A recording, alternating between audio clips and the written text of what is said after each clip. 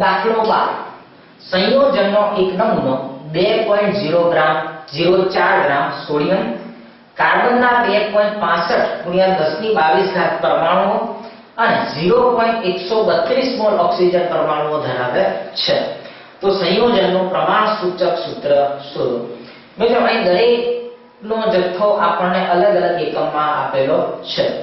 સૌપ્રથમ આપણે દરેકના મોલ શોધીશું. સોડિયમના મોલ આપણે જોઈએ તો સોડિયમનું વજન ગ્રામમાં આપેલું છે, જેને આપણે તેના અણુ પરમાણુ ભાર 23 વડે ભાગીએ એટલે આપણને સોડિયમના મોલ મળશે, જે થશે 0.0887 મોલ. ત્યારબાદ આપણે કાર્બનના પરમાણુ આપેલા છે, તો કાર્બનના પરમાણુ પરથી આપણે કાર્બનના મોલ શોધીશું. હવે અહીં પરમાણુ આપેલા છે, આથી આપણે તેને એવોગાડ્રો નંબર વડે ભાગવા પડશે. એટલે નીચે લખીશું 0.6.02 × 10⁻23 અને એ બંનેનો ભાગાકાર કરીશું એટલે આપણે કાર્બનના મોલ મળશે 0.044 મોલ. જ્યારે છેલ્લે ઓક્સિજનના મોલ તો આપણને આપેલા છે, એટલે ઓક્સિજન પરમાણુના મોલ સીધા આપણે લખી દઈશું, જે થશે 0.132 મોલ. તો મિત્રો આમ અહીં આપણને સોડિયમ, કાર્બન અને ઓક્સિજન ત્રણેયના મોલ મળી ગયા છે.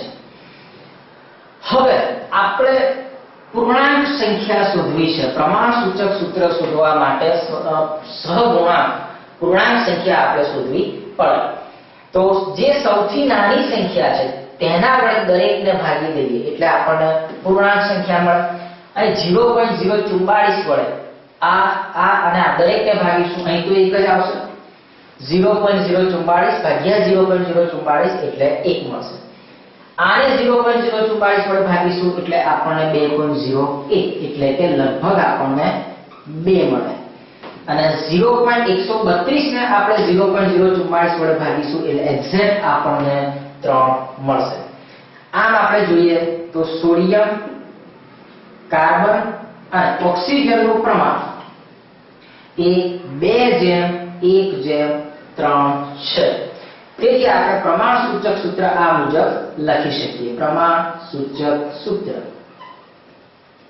બરાબર સોડિયમના 2 પરમાણુ એટલે NO2, કાર્બનનો 1 પરમાણુ અને ઓક્સિજનના 3 પરમાણુ એટલે પ્રમાણસૂચક સૂત્ર થશે Na2CO3.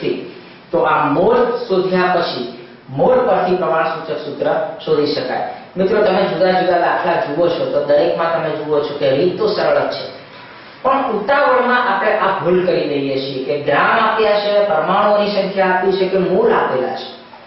ગ્રામ આપ્યા હોય તો અણુભાર વડે ભાગવાથી આપણને મોલ મળે, પરમાણુઓની સંખ્યા આપી હોય તો એવોગાડ્રો નંબર વડે ભાગવાથી આપણને મોલ મળે. આમ અલગ અલગ એકમમાં કિંમતો દર્શાવેલી હોય છે. જે બાબત ધ્યાનથી તમે રકમને વાંચો, આ બાબતને ધ્યાનમાં રાખીને, તો દાખલાની રીત તો એકદમ સરળ હોય છે.